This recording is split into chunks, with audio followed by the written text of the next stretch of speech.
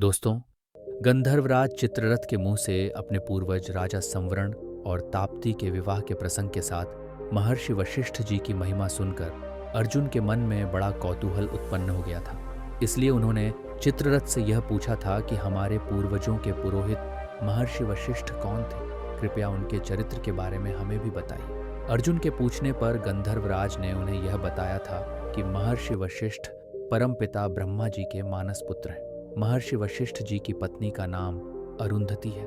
उन्होंने अपनी तपस्या के बल से काम और क्रोध पर विजय प्राप्त कर ली थी और अपनी सभी इंद्रियों को अपने वश में कर लिया था। इसीलिए उनका नाम वशिष्ठ पड़ गया था। महर्षि वशिष्ठ की क्षमाशीलता के कई प्रसंग हैं। जैसे एक बार कान्यकुब्ज देश के राजा विश्वामित्र अपने मंत्री तथा सेना के साथ शिकार खेलते हुए महर्षि वशिष्ठ जी के आश्रम पर पहुंच गए थे।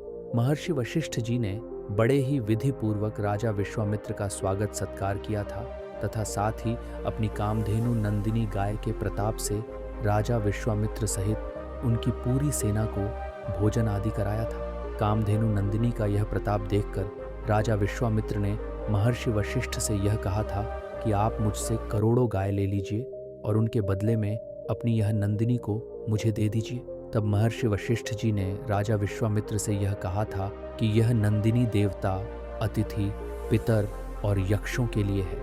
यह आपको संपूर्ण राज्य के बदले में भी देने योग्य नहीं है। महर्षि वशिष्ठ की यह बात सुनकर राजा विश्वामित्र को क्रोध आ गया था और तब उन्होंने वशिष्ठ जी से यह कहा था कि आप ब्राह्मण हैं और मैं एक क्षत्रिय होने के साथ साथ राजा भी हूँ। यदि मैं तुम्हारी इस नंदिनी को बलपूर्वक ले जाऊं तो तुम इसकी रक्षा कैसे कर सकोगे?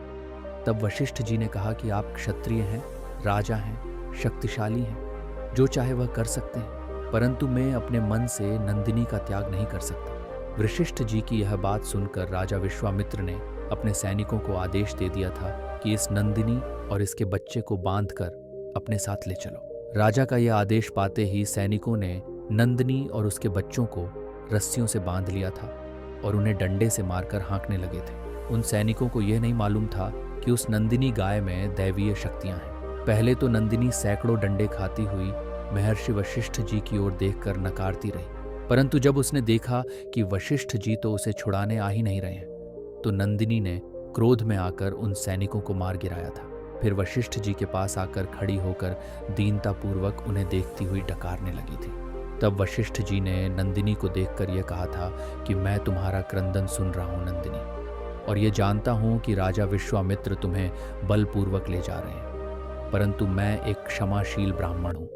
मेरी यही लाचारी है और मैं उसका विरोध नहीं कर सकता हूं। महर्षि वशिष्ठ की यह बात सुनकर नंदिनी ने उनसे तब यह पूछा था कि भगवान, आपने अपने मन से तो मेरा त्याग नहीं किया है, क्योंकि यदि आपने मेरा त्याग नहीं किया है तो कोई भी मुझे बलपूर्वक नहीं ले जा सकता। नंदिनी की यह बात सुनकर वशिष्ठ जी ने उसे यह उत्तर दिया था कि मैंने तुम्हारा त्याग नहीं किया है नंदिनी। यदि तुम में शक्ति हो तो खुद को राजा विश्वामित्र से मुक्त करवाकर मेरे साथ रह सकती हो। वशिष्ठ जी की यह बात सुनकर नंदिनी गाय ने अपना क्रोध प्रकट कर दिया था। नंदिनी के क्रोध प्रकट करने से उसके शरीर से द्रविड़, शक, यवन, शबर, किरात और मलेच्छ आदि जातियों के सैनिक प्रकट हो गए थे। नंदिनी के शरीर से प्रकट हुए उन सैनिकों ने राजा विश्वामित्र के सैनिकों के साथ युद्ध करते हुए उन्हें 12 कोस दूर तक खदेड़ दिया था और नंदिनी के बच्चे को उनसे मुक्त करवा लिया था।